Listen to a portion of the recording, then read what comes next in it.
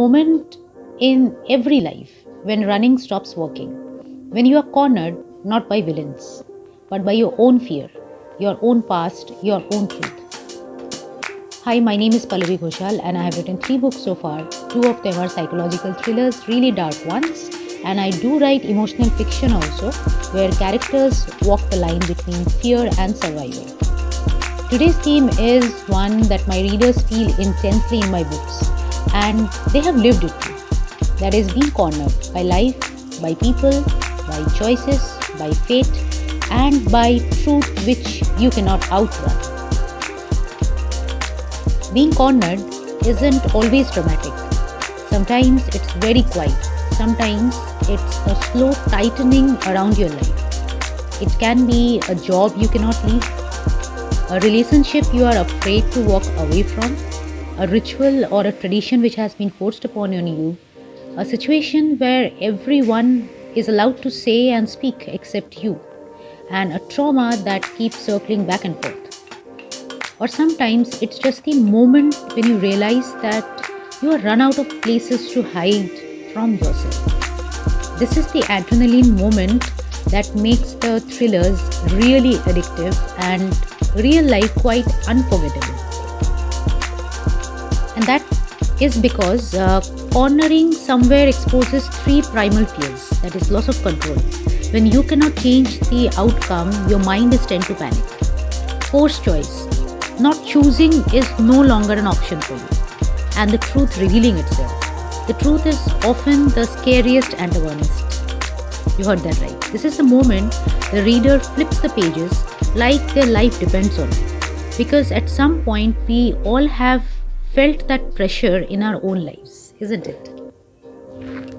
Whether it's Redcap Reckoning, An Unexpected Detour, or The Quest of Vermilion, in all the 3 of my books, the characters aren't just cornered by villains.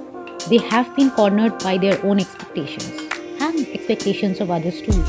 Dogmas, unanswered questions, childhood wounds, desires that aren't ashamed to confess, decisions that can collapse the world, feelings that can terrify their soul, and truths they don't want to face. This is why readers say that my books are fast-paced, unforgettable, and psychologically gripping. Between cornering lies the forces of transformation, because cornering itself forces the transformation, and transformation, my friends, that is addictive. When a character is cornered, something incredible happens. They lose fear, they gain clarity, they stop pleasing, they stop explaining as well. They have stopped all forms of apologizing, and they finally start choosing. Readers don't just watch the change in the chapters, they are feeling it happening in themselves, as if it's some sort of a lived experience. That's why people love to experience my books, and I really love the fact how they share their experiences of reading my book, the experiences of, being empathetic with the characters, or thinking of their journeys, or finding their own journeys in the characters' journeys.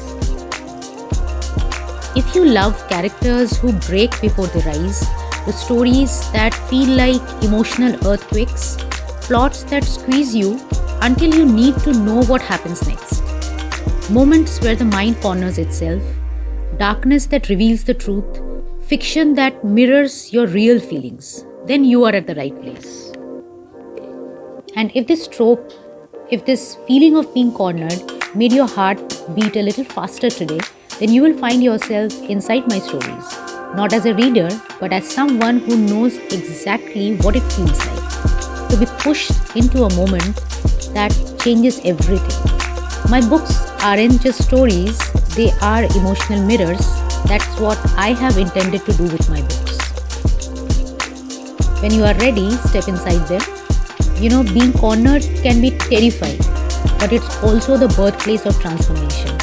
It's that moment when the victim becomes the survivor. The quiet girl can become the rebel. The abandoned heart can become the storm. And maybe you are just standing in that one corner right now. But remember, the corners aren't the endings. They are the turning point.